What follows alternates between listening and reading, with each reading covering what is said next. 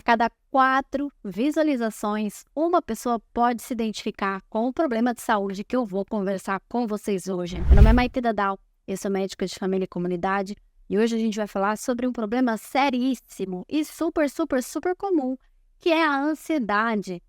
E a gente vai destrinchar o que é ansiedade normal, o que é ansiedade patológica, quais são os principais problemas, transtornos ansiosos, quando procurar ajuda. E mais importante, né, também vamos falar um pouco como prevenir. Como eu falei para vocês, a cada 4 visualizações, uma pessoa pode se identificar com os transtornos ansiosos. Essa é a estimativa epidemiológica que a gente tem da Organização Mundial de Saúde, que uma a cada 4 pessoas já sofre por ansiedade. Você já deve estar pensando o quê? Né? Na época do meu pai, da minha mãe, da minha avó, não se falava sobre isso. E realmente, hoje a gente tem comentado sobre isso porque a gente tem um panorama da importância da saúde mental. Houve um aumento das taxas de ansiedade nos últimos anos com a mudança comportamental das gerações. E a tendência é que se a gente não parar com alguns comportamentos, a tendência é que isso venha a piorar. Eu acompanho diversos adolescentes, adultos jovens, de diversas idades, acompanho adultos, idosos, enfim, mas eu vejo um problema muito sério com a ansiedade. Hoje tem sido, acho que, um dos meus principais motivos de procura de consulta. E eu, Maitê, também já sofri muito com ansiedade, então já vivi esse transtorno aqui, ó, na minha pele e vou saber comentar muito bem sobre isso com vocês. A importância dessa doença não vem só pela sua prevalência, né, pelo grande número de pessoas que adoecem pela ansiedade, mas também porque a própria ansiedade, ela pode trazer outras doenças, ela pode trazer outras complicações na vida da pessoa. É uma causa muito comum de falta no trabalho, aumenta o risco de se envolver com álcool, com drogas, aumenta a procura por serviços de saúde, porque a ansiedade, ela tem os sintomas mais mentais relacionados aos nossos pensamentos, mas ela também pode trazer sintomas no nosso corpo, no corpo todo.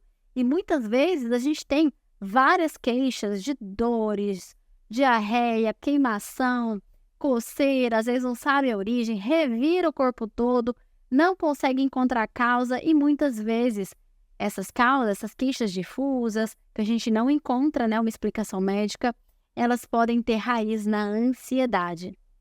Então vamos falar um pouquinho mais sobre os sinais e os sintomas da ansiedade. A gente vai começar falando sobre os sinais aqui, ó, os sinais mentais. Então, como uma das principais características, a gente tem a preocupação excessiva a respeito de um ou de diversos temas. E essa preocupação, em geral, ela é desproporcional ao estímulo. E a gente acaba, né, aumentando essa preocupação, ficando preocupado o tempo todo e isso pode nos prejudicar.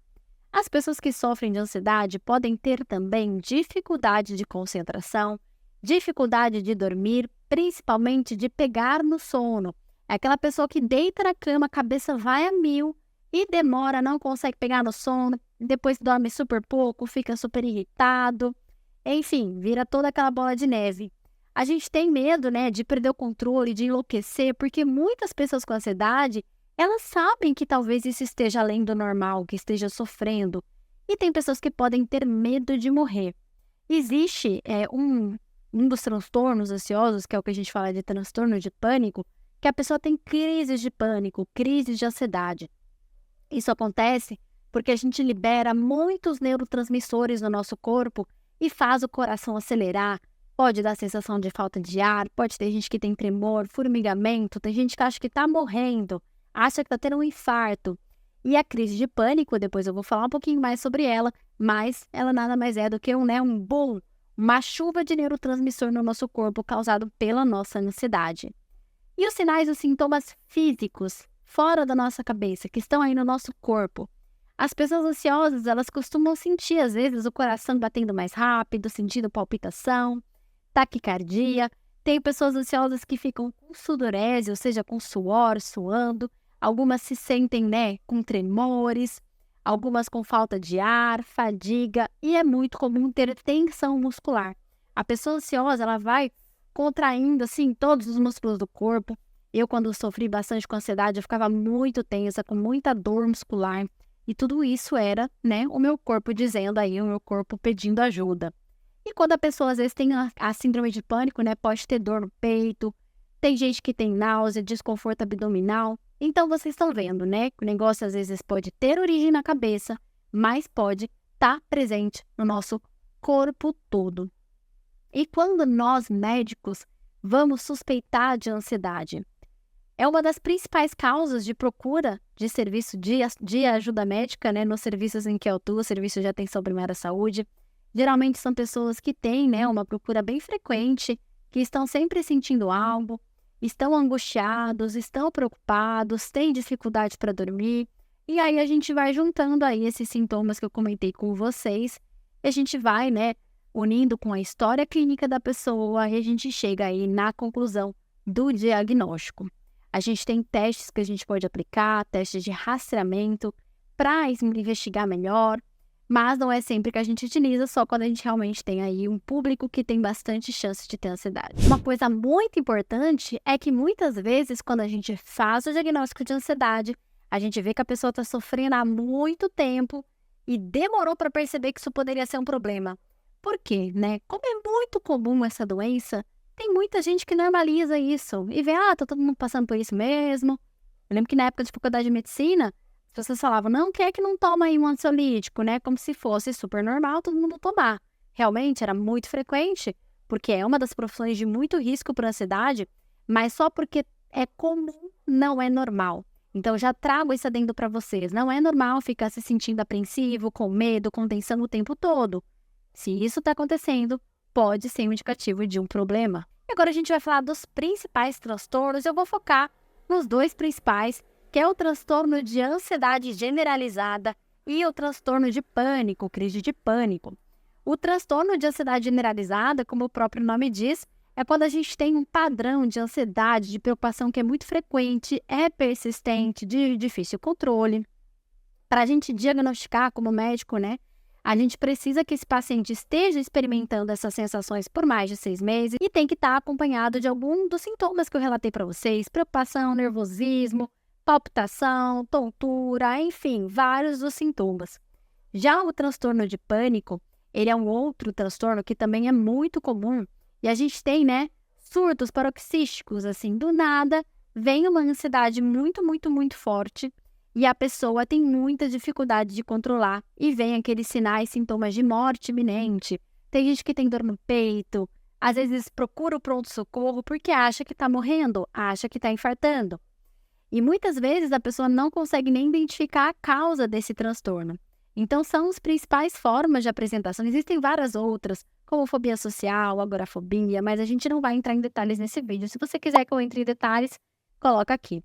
Transtorno obsessivo-compulsivo, estresse pós-traumático não fazem parte dos transtornos de ansiedade, mas são, né, transtornos que a gente sempre investiga junto com um diagnóstico diferencial. É o que nós médicos utilizamos para realmente, né, comparar com outras doenças, ver se não são outras doenças, porque de fato, eu falei para vocês o tanto de sintoma que a ansiedade pode ter. Será que não é realmente um problema do coração? Porque é muito comum a pessoa sentir palpitação no peito, vai lá e procura um psiquiatra achando que é um problema no coração. Aí tem gente que tem diarreia sempre está com a barriga desandando, vai lá e procura o gastro. Ou tem dor de cabeça com frequência, não está dormindo, vai lá e procura um outro profissional. Então existem doenças que a gente tem que sempre olhar para ver se é realmente uma ansiedade ou se pode ser uma arritmia, se pode ser asma, se pode ser outros problemas que venham, né, a apresentar como problemas da tireoide. Então, quando você chegar no seu médico, ou chegar para mim, caso eu seja sua médica, você chegar aí com esses sinais de ansiedade, não assuste se nós pedirmos alguns exames para vocês, como exame de sangue, às vezes pede um eletro do coração, justamente é para a gente tirar esses outros diagnósticos e realmente chegar na conclusão de que é ansiedade de forma mais segura. E quando a gente diagnostica a ansiedade, a gente vai propor um tratamento. E esse tratamento, ele pode ser de diversas formas. A gente sempre vai ter o tratamento não medicamentoso, que é aquele tratamento em que a gente vai falar de psicoterapia, que é acompanhamento com psicólogo. A atividade física, minha gente, a atividade física ajuda demais, porque você vai liberar também substâncias no seu corpo que vão ajudar a controlar a ansiedade. Então, eu, por exemplo, Eu sempre ia na academia, mas aí eu ia mais por questões estéticas, quando eu chegava no peso que eu queria, eu parava. E quando eu comecei a sofrer por ansiedade, e a atividade física realmente me ajuda muito, hoje eu mantenho a minha rotina de atividade física com o objetivo único e exclusivo de cuidar da minha ansiedade. Porque se eu fico muito, ansiosa, não faço atividade física, não me alimento direito, então a alimentação também faz parte do tratamento de ansiedade, aí, minha gente, é difícil de ajudar. Mas, de fato, existem, então, várias medidas, não farmacológicas e também existem várias terapias alternativas para tratar a ansiedade.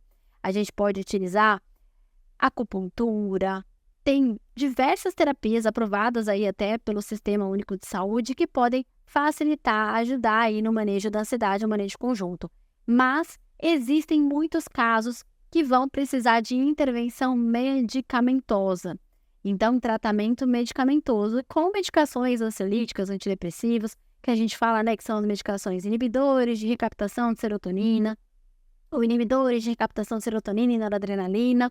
Eventualmente, a gente pode entrar com medicações para ajudar o sono, principalmente no início do tratamento, porque a ansiedade, quando a gente começa a tomar medicação, a medicação costuma demorar um pouco para fazer efeito.